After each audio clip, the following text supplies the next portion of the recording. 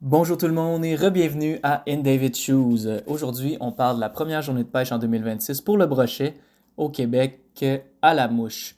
Donc ici, on me voit en train de monter ma canne. C'est une Redington Trailblazer. C'est une canne de voyage en 6 morceaux. Et puis pour le bas de ligne, là, on voit que je prends du 30 livres. C'est du fil pour avançon qui est très solide et puis très adapté pour le brochet puisqu'il a des dents très acérées.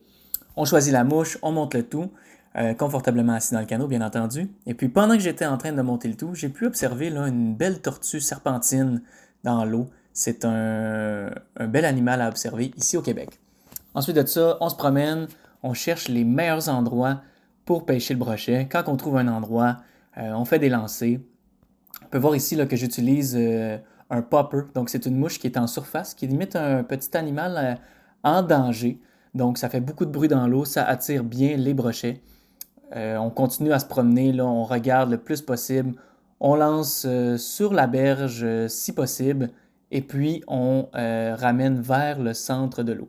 Parce que les brochets ont tendance quand même à se tenir dans les herbes sur le bord de l'eau. Et puis des fois, ils ont besoin d'un petit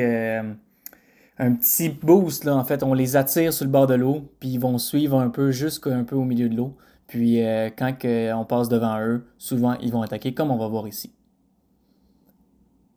Une belle attaque en surface pour le brochet.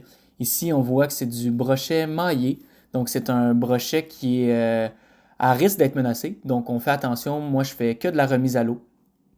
D'ailleurs, j'avais oublié mon filet cette journée-là. Donc, pour faire une belle remise à l'eau, j'ai pas pu filmer là, longtemps. Puis, j'ai pas pu faire un long combat parce que je voulais que le poisson puisse résister le plus longtemps possible.